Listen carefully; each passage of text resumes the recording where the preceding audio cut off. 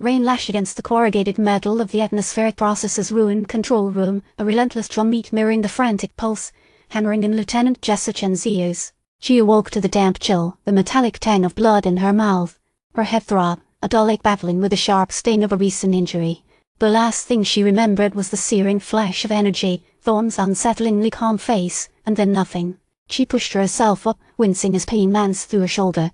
The room was dimly lit by emergency lighting, casting long, distorted shadows across the wreckage. The air was thick with the smell of decay and something alien and sickly sweet. "Reyes," she croaked, her voice raspy. No answer. She stumbled to her feet, her boots splashing in puddles of rainwater. The room was a mess, consoles ripped from the walls, wires sparking intermittently, debris scattered everywhere. She saw a discarded medkit, snagged it, and quickly assessed her injuries. A concussion, a few lacerations, a dislocated shoulder she attempted to reset with a grimace.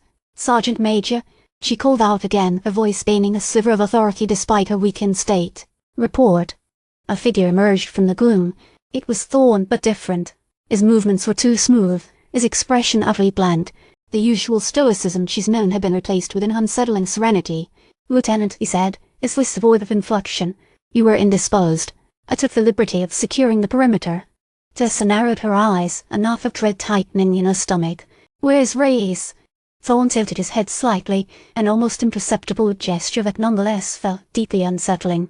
"Reyes is assisting. He's with the others." The others? She hadn't seen any other xenos. The last encounter had left her disoriented, but she was certain she hadn't been overrun. Before Thorne could respond, a tremor shook the processor. The lights flickered violently, and a low, guttural hum resonated through the metal walls. "What was that?" Jessa asked, her hand instinctively reaching for her sidearm. "An adjustment," Thorne replied calmly. "The process requires stabilization." Jessa didn't like the sound of that. She needed to find Reyes and assess the situation. "Where are the others?" "They are in the central plaza." Thorne pointed towards a large opening in the processor's exterior. "They await your command."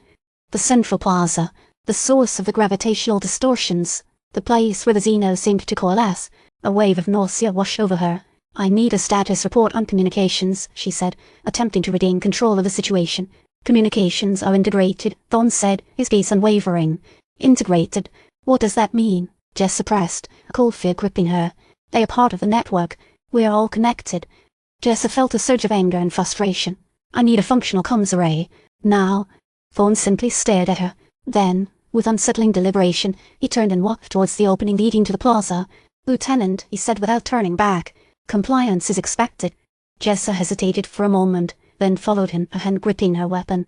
The rain seemed to intensify, blurring the already bleak landscape. As she stepped outside, she was confronted by a scene that stole the breath from her lungs. The plaza was a vast, open space dominated by a single, monolithic structure that pulsed with an internal light. Around the monolith stood a group of figures, Reyes among them, their bodies contorted into unnatural poses. Their skin had the same jade-green hue as the xenos she had encountered earlier. They were chanting in a language that resonated deep within her skull, a language that felt both alien and disturbingly familiar. Reyes turned his head, his eyes vacant and unseeing. He smiled, a grotesque parody of human expression. "Welcome, Lieutenant," he said in a voice that was not his own. "You are home." Jessa felt a wave of dizziness wash over her. She stumbled, catching herself on a piece of wreckage. She raised her weapon, but her hand trembled violently. "What have you done to them?" she whispered, her voice choked with emotion. Thorne, standing beside her, simply smiled. "We are one, Lieutenant. Join us. Embrace the unity."